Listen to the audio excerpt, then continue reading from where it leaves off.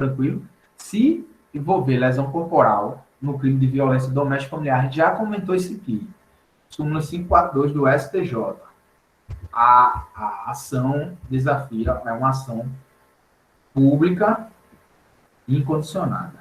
Por que está dizendo isso aí? Porque se for uma lesão leve e não for no âmbito, não for uma ação, não for um crime, for uma lesão corporal leve, não tiver envolvido no contexto de violência doméstica familiar contra a mulher, ele desafia uma ação penal pública condicionada. Beleza? Então, a gente já viu a 536, a 542, e a gente vai para a 588. Vou botar aqui, 588, do STJ. O que é que ela diz aí? O que é que ela diz? Anota essa já vai em 3, né? São 4. Ela diz que não se aplica as penas restritivas de direito. Penas restritivas de direito. Quando vou ver violência doméstica familiar contra a mulher, eu não posso aplicar essas penas restritivas de direito. Lembra lá daqueles efeitos da condenação, né? Os efeitos principais, né? A gente tem o quê? Pena privativa de liberdade, pena privativa de direito, né? A gente tem a multa e a gente tem aquela absolução imprópria, né? Que é a medida de segurança. Tranquilo? Então, eu não posso aplicar essas penas restritivas de direito se envolver violência doméstica familiar contra a mulher. No módulo lá de legislação penal especial, que a gente vai pegar a Lei Maria da Penha, vai destrinchar ela aqui, a gente fala mais sobre essa questão aqui de não se aplicar as penas restritivas de direito quando for um crime que envolva violência doméstica familiar contra a mulher. Beleza? E a 599, a 589, súmula 589. Ela não se aplica o princípio da insignificância. Beleza? A 589, eu vou botar aqui do ladinho, 589 do STJ. 589 o que é? A súmula 589. Ela vai dizer o seguinte: não se aplica princípio da insignificância,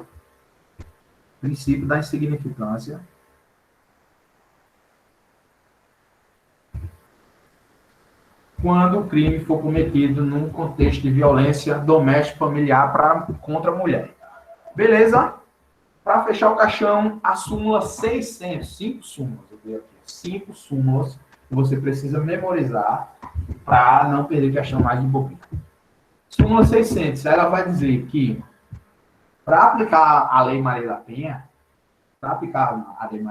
independe de coabitação. Ou seja, eu preciso ter uma relação íntima de afeto. Não precisa necessariamente morarem juntos. Tranquilo? Então, 536 não aplica o SUSI.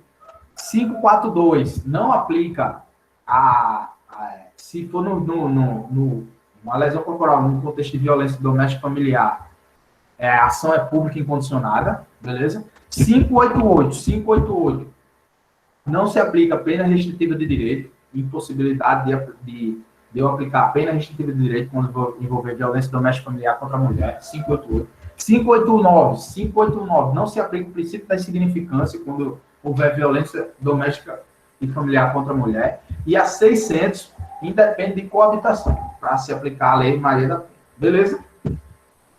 Vamos nessa? Analisar agora a assertiva C.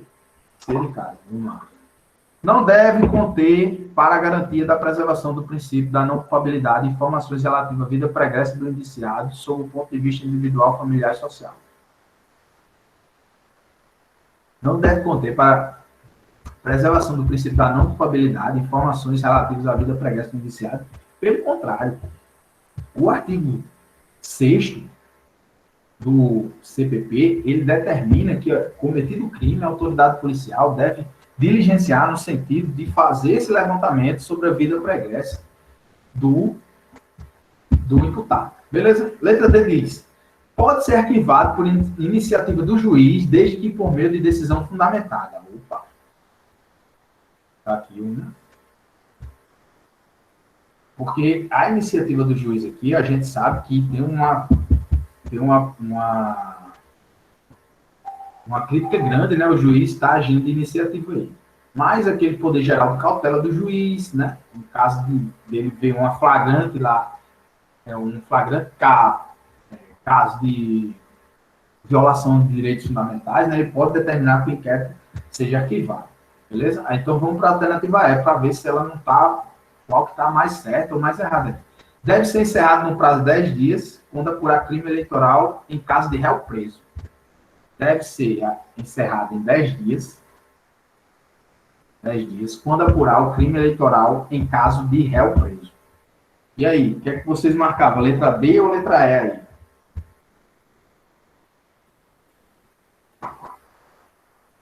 Pesada, né? Essa aqui até eu estou aqui na dúvida. Em crime eleitoral, o réu preso são quantos dias para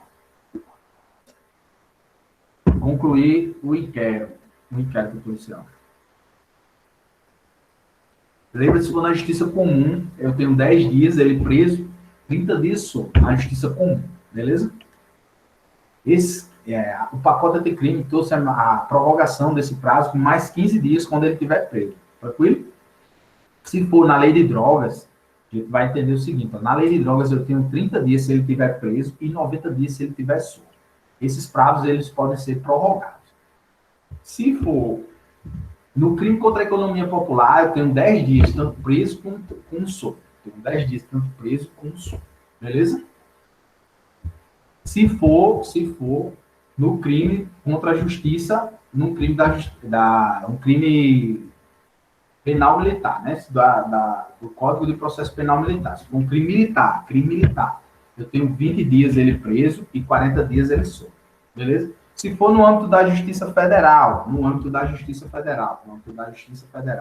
eu tenho 15 dias ele preso e 30 dias ele solto. Beleza? Ari, esse prazo. Adriana, você tá aí? Tô ouvindo. Esse prazo, um réu solto, é um prazo impróprio. Do réu solto, prazo impróprio. Por que um prazo impróprio? Porque... Mas, não, só uma dúvida. Todo réu preso sempre é prazo próprio. E réu solto, ele é impróprio. Isso. Ou tem alguma exceção? Se o quê? Cortou aí, ó. Meu Tô, vai. Os prazos é sempre prazo próprio. E no caso Tá cortando demais, Adriano. Tá cortando demais.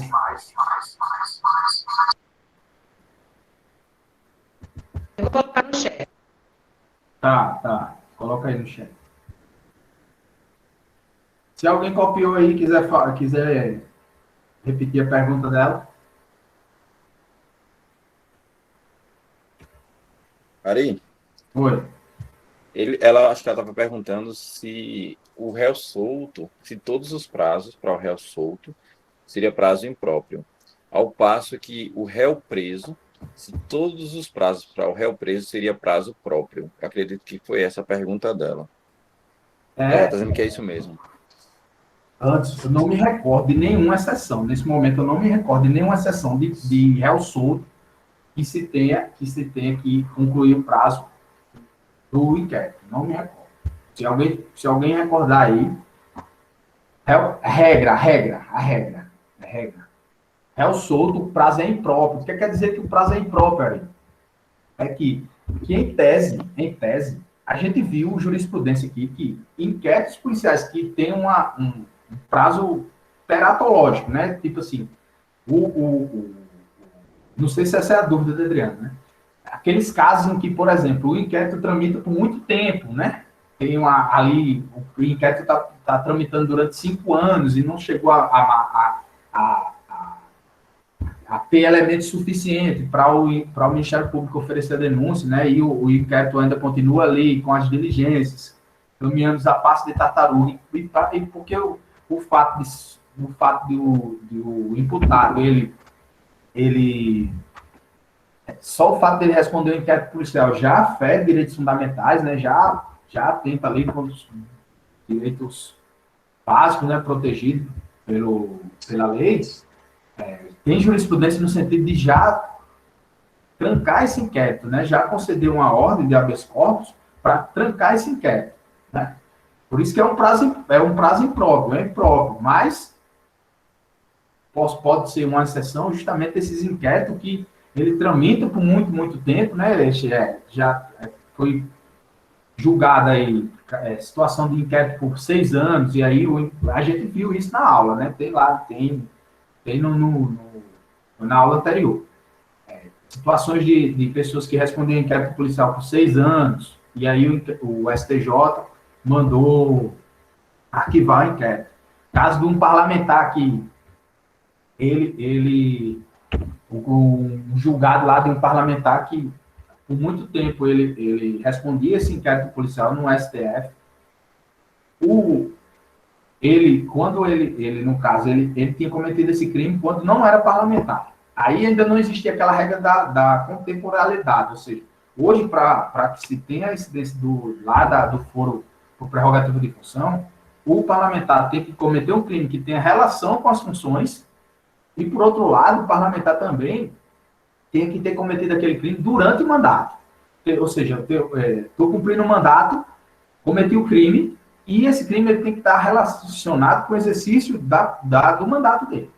Então, nesse caso, incide o foro de prerrogativa de função no respectivo tribunal. Então, no caso do deputado, como não existia essa regra ainda, ele tinha cometido um crime antes do mandato. Ele foi eleito, esse inquérito subiu para o STF. Quando o STF foi julgar, ele já tinha perdido o mandato. Ou seja, o STF deveria devolver os autos para a instância que seria agora a competente. Aí o STF entendeu o seguinte, um inquérito que já caminha por muito tempo, né? Apesar dos prazos serem impróprios, né? A gente sabe que o prazo é impróprio. Mas o inquérito está cometendo muito tempo. Concedeu a ordem de ofício do habeas corpus para trancar esse inquérito, justamente por... no caso, o STF teria que remeter para o juiz competente, mas ele não remeteu e ele mesmo, de ofício, mandou arquivar o inquérito porque entendeu que o inquérito já estava há muito tempo tramitando. Não sei, Adriana, se eu conseguir sanar a sua dúvida, né? Mas a regra é essa, é prazo impróprio, sim, prazo impróprio, mas a exceção é justamente o fato de quando, por muito tempo, esse inquérito vem caminhando a passo de tartaruga, ferindo direitos fundamentais, e aí o STJ, tanto o STF, nesse sentido, pede para que arquive esse inquérito justamente por conta dessa questão de ser um prazo impróprio, mas não se pode, né, por muito tempo, deixar ali ferindo direitos fundamentais. Esse é um dos casos que pode seguir essa exceção, mas que não me recordo de nenhuma outra. Tranquilo? Vamos para frente. Sim, aí a alternativa aqui é a letra D. Por que a letra D ali? Deixa eu ver aqui. A letra E, na verdade. Por que a letra E? É justamente aquela ideia do que eu falei, aquela ideia que eu falei, da crítica da doutrina em arquivar, o juiz determinar arquivamento de inquérito de ofício, né? Justamente por conta do nosso sistema acusatório. Então, o erro da D é informado, até coloquei aqui, iniciativa do juiz, tá vendo? Coloquei aqui para os senhores. Estaria correta essa alternativa se fosse iniciativa ou pedido do MP, justamente por conta do sistema acusatório. Pois quando o MP pediu o arquivamento, aí sim o juiz está autorizado a arquivar.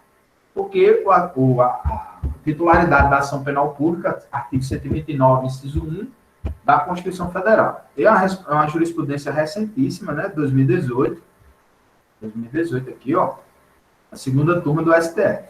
Então, o STF pode, de ofício, arquivar inquérito quando verificar que, mesmo após terem sido feitas diligências de investigação e terem sido descumpridos os prazos para a instalação do inquérito, para a instrução do inquérito, não foram reunidos indícios mínimos de autoria e materialidade. Justamente o que eu falei aí, né, que a Adriana até ventilou aí. Então, passou muito tempo, não conseguiu instruir o inquérito, apesar de ser um prazo impróprio, é possível trancar o inquérito de ofício. Vamos mais uma questão. Pessoal, dá para entender aí onde foi que a gente quis chegar? com essa, trazendo essa jurisprudência do STF. Tá tudo certo, né? Então vamos aqui para a questão de técnico judiciário do CESP 2017. Então, acerca do inquérito, julgo e o item. Mesmo depois de a autoridade ter ordenado o arquivamento do inquérito por falta de base para a denúncia. Falta de base, pessoal, a gente já entende como justa causa. Tranquilo? Indícios suficientes de autoria. Justa causa. Ó, lembra da natureza jurídica da justa causa?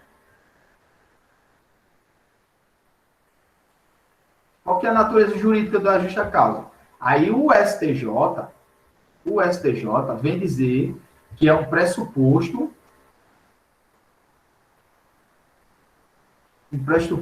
processual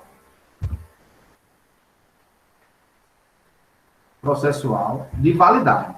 Anota isso aí.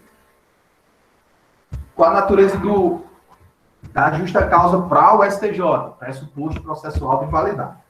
E para o STF, aí, o STF traz 3 hipóteses aqui. Ó. Ele diz que tem que ter viabilidade. Ele diz que tem que ter punibilidade. Ele diz que tem que ter tipicidade.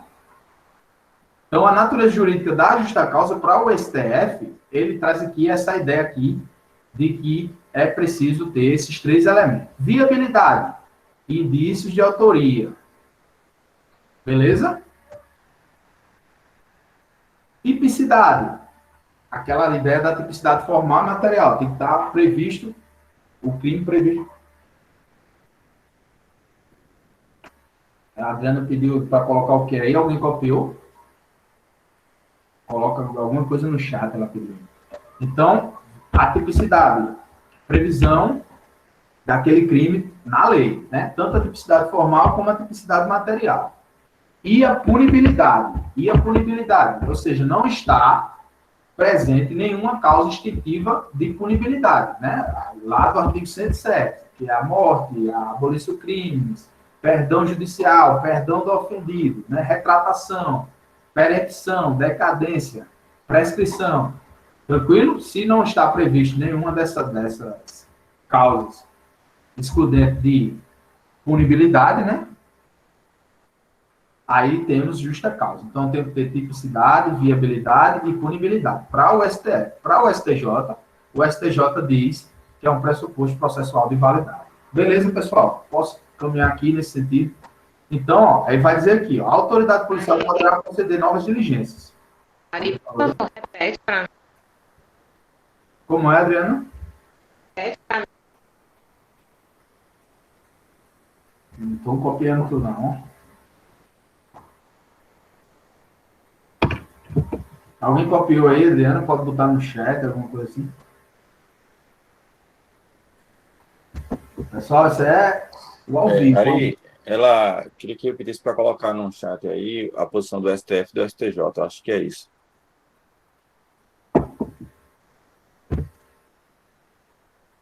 Coloca aí antes para mim, por favor. Sim, a natureza jurídica da justa causa, é isso? Isso, Ari, isso. Pronto. Para o STJ, alguém anota aí, por favor? Para o STJ, é um pressuposto processual de validade. Para o STJ, natureza jurídica da justa causa, pressuposto processual de validade. Para o STF, precisa do conjunto desses três institutos. Viabilidade, indício de autoria. Tipicidade, previsão do fato na norma, né? Tipicidade formal e tipicidade material, efetiva violação bem jurídico. E punibilidade seria estar ausente aquelas cláusulas extintivas de punibilidade. Tranquilo?